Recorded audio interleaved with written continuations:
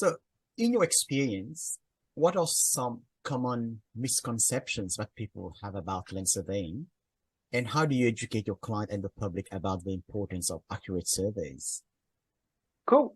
So I briefly touched on it just now. Yeah, just The misconception most people have is like, well, why does it cost so much? And mm, largely because they don't understand the cost that comes into play when a survey is being done.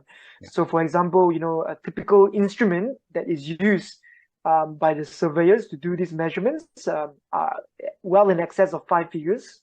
Okay, yeah, well in excess of 5 figures. Then you've got the labor cost, you've got the overheads and all that. And so, whereas in people's mind, they think that it's just a couple of hours of work when they come in with a tape measure and mm, try to measure things. And so for us, I do spend a lot of time educating and taking the trouble and effort to be as detailed as possible mm, when I'm explaining things. yeah, And so I find that people are receptive to my explanations, yeah, because they can see that I do take my time to try to educate on this.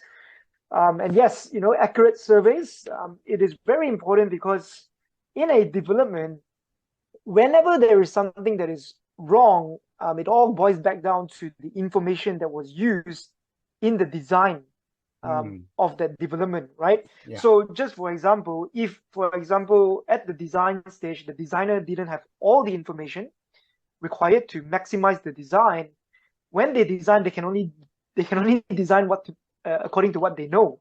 correct. So then Yeah, when things happen, typically only found out at the construction stage. So when the construction occurs and they find that, hey, hang on a second, this fence that was supposed to be on the boundary was actually inside the developer's land's boundaries, mm, then they can't actually build the building that was proposed to be on the boundary because mm, now the neighbor potentially have rights over it, yeah, for example. mm, So it's very important to get it done right and well the very first time, okay? Because it mm, can potentially cost a lot more money yeah. when issues pop up. Correct. I guess you're right. I mean, once the neighbors know that this part of, that portion of land is on their title and not yours, then they got the bargaining power in terms of negotiating with you because they know you can't proceed, you can't proceed any further with your construction project until they Correct. agree to whatever costs of, claim essentially. That's right. Exactly Mm. right. That's just one of the many issues I've seen over the years. So does that sometimes go to VCAT for arbitration? Yeah, and Okay. I can. So let's talk about the VCAT. Typically, when they go to VCAT, Yeah. it's about boundary disputes. Okay, boundary Mm. disputes, and VCAT landmark cases are definitely well in favor of the landowner that has rights, meaning Right. possessory rights. Yeah. Okay, so I was just actually right before this talk, I was talking to someone else as well about this landmark case. So we have a situation where the the developer designed a garage wall on the boundary, okay? But the fence that was there before anything happened was inside his property by about 300 mil, okay, like Mm. more than a brick width. Yeah.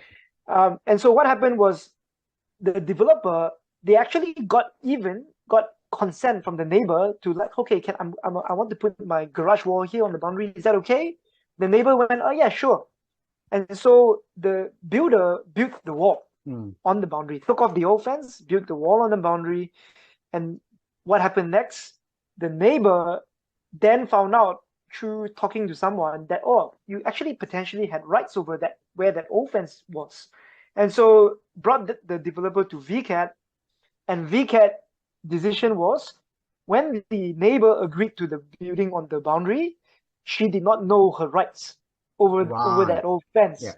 And Mm. so the builder had to remove the wall. So literally they removed the wall Remove a and wall. had to now redesign the garage to be placed where the old fence used to be. Oh, Does it make geez, sense? geez. Yeah, yeah, yeah. So that's why it's very important to understand everything before the design Mm. because you never know what will happen. Correct, correct. And something like this can cost you in the tens of thousands, even hundreds of thousands of dollars, depending on how further Yes. the construction has progressed, yeah, and then you have to Yeah. remediate all that work. And holding costs and just Mm. the The frustrations and frustration not. and the time, yeah, wasted and so on. That's Interesting. right. Sure, I That's right. like it. Yeah. Um, if you could go back to teach your younger self or teach your kids, what would you teach them? I would say just always start with a three things that you're grateful for in the morning.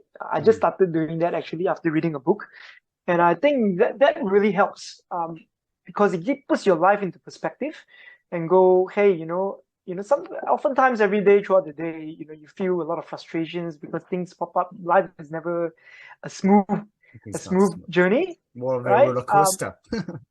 Yeah, that's right. And so by doing that, I find I've started to be really, really thankful and peaceful and calm Hmm. when dealing with things that inevitably pop up.